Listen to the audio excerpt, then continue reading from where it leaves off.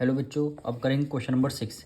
इन right triangle ABC एक right triangle आपको given है, यानी एक एंगल आपका 90 डिग्री होगा। The length of its legs are a 6 centimetre, b 4.5 centimetre. यानी लेग्स मतलब है एक बेस आपको गिवन होगा, एक परपेंडिकुलर आपको गिवन होगा। बेस को हम मान लेते हैं 6 सेंटीमीटर हमारा हो गया, और बी को मान लेते हैं परपेंडिकुलर कितना 4.5 सेंटीमीटर हो गया। 4.5 होगा।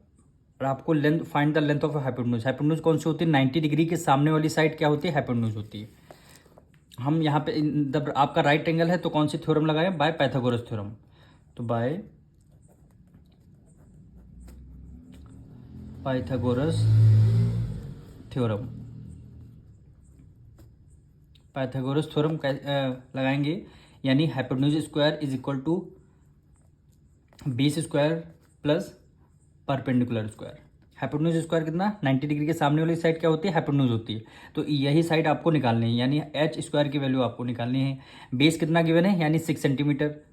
6 का स्क्वायर कर लिया, स्क्वायर लगा, स्क्वायर कर लिया, प्लस परपेंडिकुलर कितना है? 4.5 है।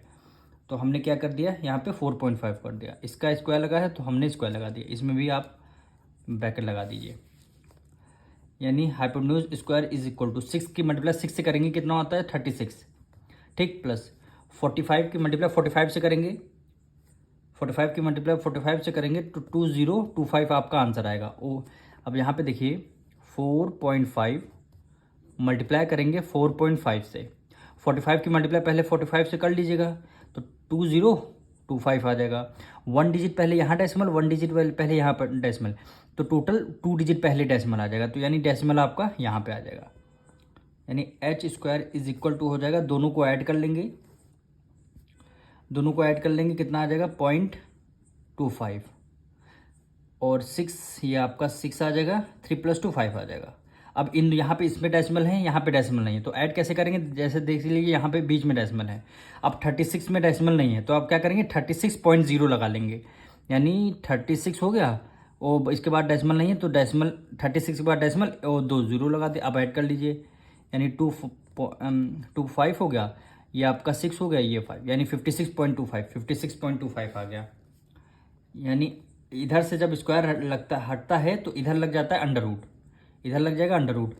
अब इसका जब स्क्वायर रूट आप लोग निकालेंगे, इसका हम डायरेक्ट स्क्वायर रूट लिख दे रहे हैं, कितना होता है? 75।